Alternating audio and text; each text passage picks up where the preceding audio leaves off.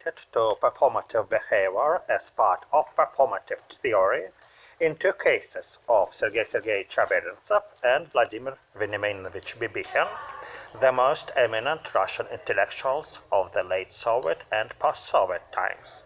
For their audience, their manner of lecturing, discussion and oral speech in general was enchanting, refining aestheticism and fascinating feeling of poetry of the so-called Russian Silver Age. Their highly critical and polemical positions toward many cultural and social phenomena, borrowed from philological classical criticism and a bit skepticism, were embedded in a splendid style of associative and rhythmically organized speech. But attitude toward this manner from academic people was more moderate. For example, Dmitry Panchenko, famous folklorist of our days from St. Petersburg, speaks about Averintsev that his written style was elegant, while his oral presentation diverged from any common idea of the art of rhetorics. And Panchenko explains that it was conscious disregard of rhetorics that implied that the subjects discussed were so beautiful and elevated that approaching them with an argument would mean a violation of a sacred performance. So the main subject of the speech was understood as performative and rhetorics of public self-presentation as execution of the inbuilt performance of the subject. And now we put a question how this manner of self-presentation depended from their ideas about presentation in general. Presentations and representations in humanities and in art. Averintsev, as philologist, polymath, and leading representative of Russian hermeneutics, many times turned to figurative art, deriving from the history of fine arts, illustrative means to explain complex ideas. But his approach was bidirectional, appealing not only to visual arts to illustrate abstract positions, but also to visual explanations of any lasting philosophical or scientific processes through the rules of art perception. One example, Averintsev said that we need to perceive as glass window, stained glass window, vitrage, not in contrast in our windows, but not in contrast to dark homes of the Middle Ages, because we also perceive Thomas Aquinas, not in contrast with positivism, but in contrast with, for example, Platonism or early Aristotelism.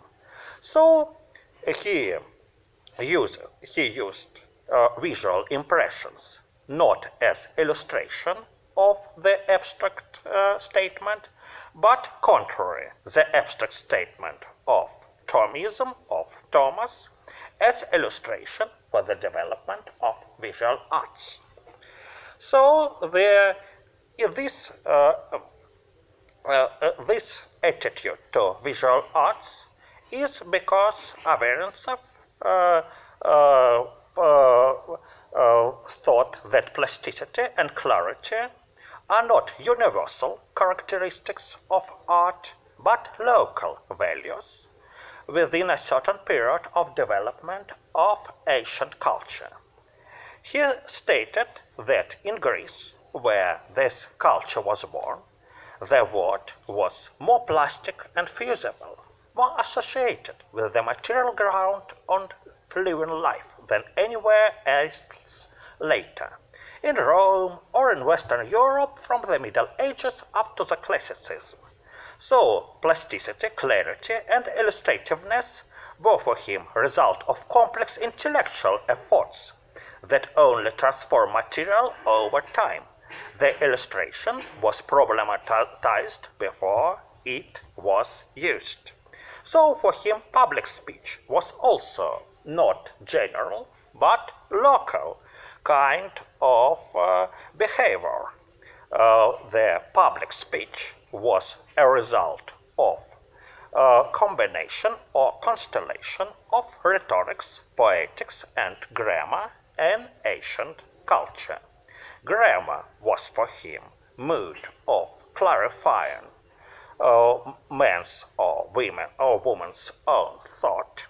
Rhetorics was mean of generalization of thoughts and expressions, and poetic was mean of expression these generalized thoughts. So for him, as for example for Russian formalists, rhetorics, poetics, and grammar are part of the art of speech, of the general mood to arrange and rearrange thoughts in oral speech and to explain all your arguments in persuasive oral form. We may remember that Tynyanov, for example, said that his works are not simple for understanding for non-professional readers, while they mirror not only results of his thought, but also process of his thought. And so for Averintsev, of course, this process was real, but it was mirrored not in his works, but in the body of the classical culture. The classical culture for him was not only the garbage or the books with examples or classical achievements or classical art and so on. It was a kind of laboratory of forms and oral expressions. For him, for example, Plato was also a rhetorically abundant author and not philosopher, but a kind of poet of language. For Averintsev, the main achievement of Plato was not his teaching about ideas or forms of real things, but the teaching about the structure of language as a mean of expression abstract entities. For Averintsev, this work of language was the result of Plato's reflection, but not of his philosophical system or philosophical statements. And Averintsev often uses the word reflection, reflexia in Russian, in his works, but in broader sense, not as psychological state of our of internal life when we speak about, for example, reflection, reflexia, about our thoughts that is part of our inner life, but as the main principle of reorganization of classical literature. He speaks in his works on historical poetics that reflexia, reflection, or self-vision, self-understanding was the basis for the literature from Sophists and Plato till Romanticism. More than 2000 years of European culture for him were years of this reflection. And what is this reflection? Of course, it is not only mental processes or some mental guesses. Of course, reflection for him is principle of rhetorical reorganization of speech, of control on all oral expressions, and attempt to redefine all oral expressions. For example, he speaks that the difference between, for example, Bible and Greek literature is that in the Bible we can find no definitions. We can find only images, comparisons, parables, but no definitions. But in the Greek literature, we will find definitions not only for abstract, but also for concrete entities, but also for particular things. For example, Plato will define in his teaching on ideas, will define not only, for example, what is form, or what is eternity, what is time, and so on, but Plato will define, for example, what is pot, or what is human being, and so on. So, for example, enemies of Socrates accuse Socrates that he speaks not about good principles, but about particular things, about, for example, different professions, different modes of life, different practices, and so on. That for enemies, for accusers of Socrates, not his philosophy, but his humiliation, his lowbrow mood of discussion was hateable. And so for Averintzev, the classical literature is not literature that treats general ideas or general subjects. For him, it was literature that treats not all the general subjects and particular subjects in the same mood. And the one important moment that I explained in the paper now available at the ASEEES site, that Averintzev uses, for example, as the scheme of hermeneutic interpretation, the teaching of Aristotle on four causes, for that each thing, according to Aristotle, has material, formal, efficient, and final cause. So each thing is made from particular material with particular form or particular shape for particular use, in particular use, and for particular purposes. So it was the teaching of Aristotle. And for Averintzev, in his book The Poetics of Early Byzantine Literature, explains this teaching, but he says nothing about the fourth cause, the cause of the final cause, for what it is, why. He explains 3 from 4 causes, but not the fourth.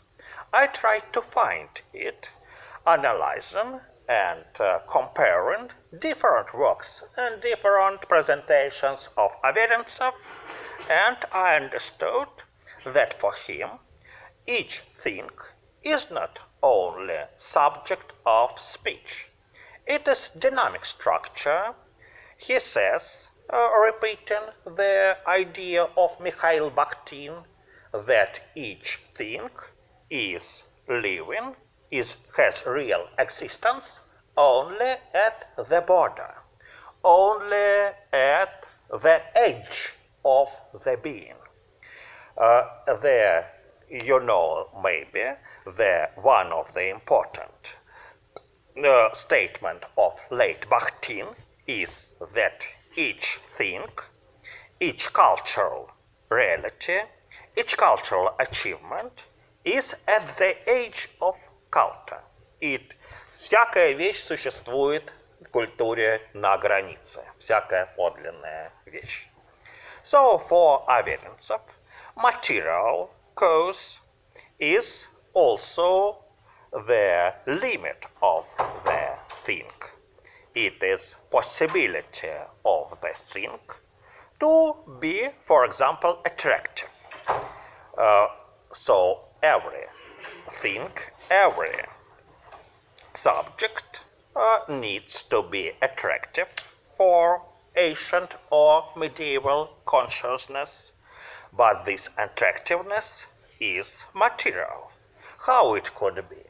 Only if this thing could be changed, could be under the conditions of changeability and differences. For example, Averroes says, as for example he is here closer to Umberto Eco with his interpretations of medieval aesthetics, that for medieval consciousness each thing is created by God, and so it could be only under condition that it could not be. The existence in medieval philosophy is conditional, but not positive. And for two other causes, for example, a formal cause for Averroes also is idea of beauty, or in Plato, in Augustine, in Thomas Aquinas, and so on. And so it is beauty, not all to the thing, but the edge or light of its existence. Averroes compares medieval understanding of things with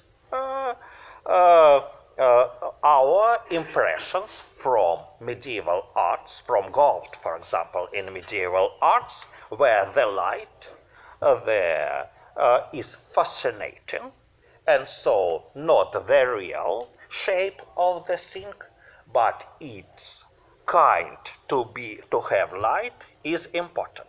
For Bibihine, the second person of my presentation, also the Middle Ages were one of the main source of inspiration, and Bibihine says not about art in general, but about art genres. And he speaks always that, for example, ecstatic situations of philosophy stand closer to ecstatic situations in art. Why? Because, yes, 2 minutes, I remember. Why?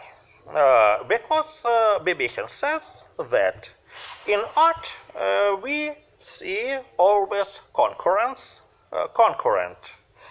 situation. For example, Apollo, he takes the famous myth on Apollo and satyr Marsyas, their competition, and that risk of Marsyas that was tortured after the fall in this competence is the real risk of art. So not only the thing, but every creator of thing is at the age. For Bibihine also got at the age of its existence. Bibihine, for example, takes Christian teaching on hypostatic